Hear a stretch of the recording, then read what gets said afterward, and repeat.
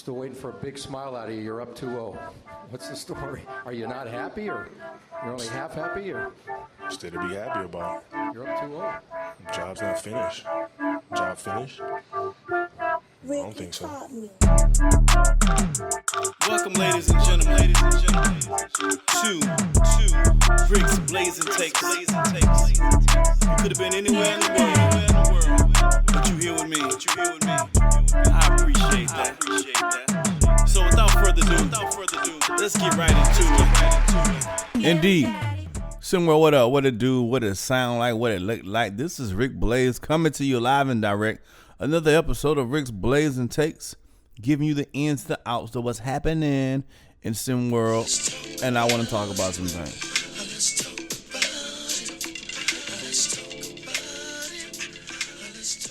All right, we're going to take some time to talk about SimWorld U. We are in effect.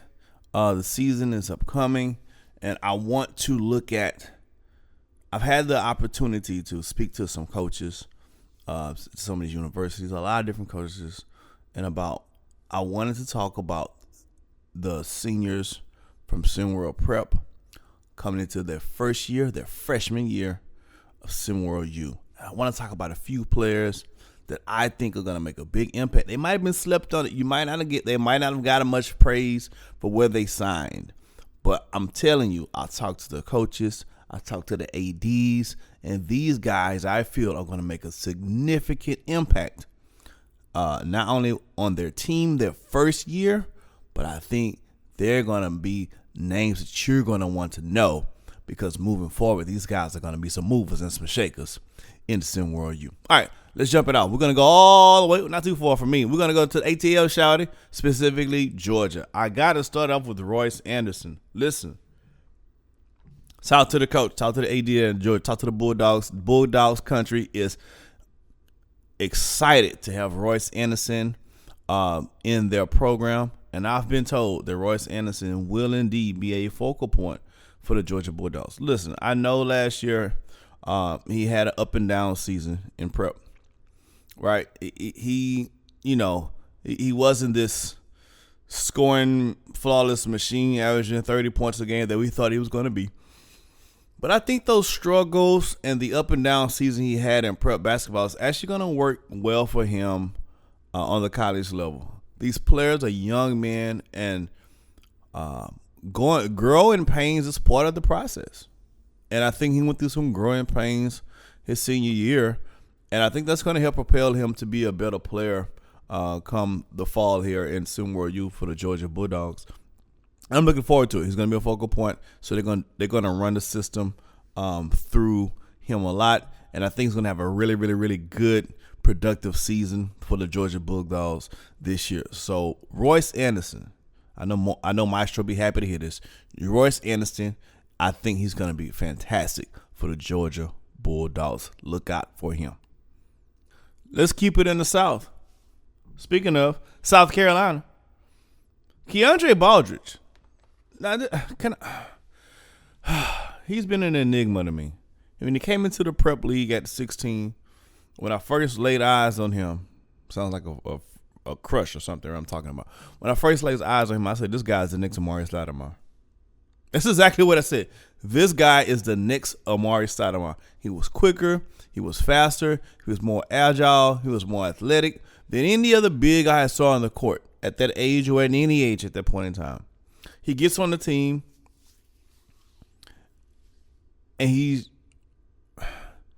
a JAG, for lack of a better word. JAG acronym for just another guy. He's just another guy on the team. There's moments throughout the season, these 2 years now I'm watching him, there's moments where you see something, but the light doesn't fully cut on. I don't know if because the way he was used on the team, I don't know if it's because of the maturity, I don't know. But during his prep years, he was okay. But he goes to South Carolina. South Carolina signs him. And South Carolina is shooters to make this man a focal point of his team, which tells me one thing. The coach believes that they can unlock all of Keandre Baldridge's talent. Again, when I first saw him, the first thing came to my mind was Amari Stoudemire. He was just that head and shoulders above the rest of the guys, the bigs, as far as pure athleticism. If South Carolina can tap into Keandre Baldridge, my. Keandre Baldridge I have on the list. Must watch. Put the clock on him, baby. If they can tap into this young man here, he has top 10 type of potential. Will he reach it? We gonna see. But he has top 10 type potential. Keep it moving. We're gonna go to the smart boys. We're gonna go to Harvard. Can we go to Harvard for once? I know. When was the last time we talked about Harvard on this show or any show when it comes to sport? Hardly never. But we about to now. My man Jay Luss. Jay Luss is signed to Harvard. Those of you who do not know or may not be familiar with Jay Luss, the name or the game, let me just say this. When it comes to shooting the ball, Jay Luss isn't shy.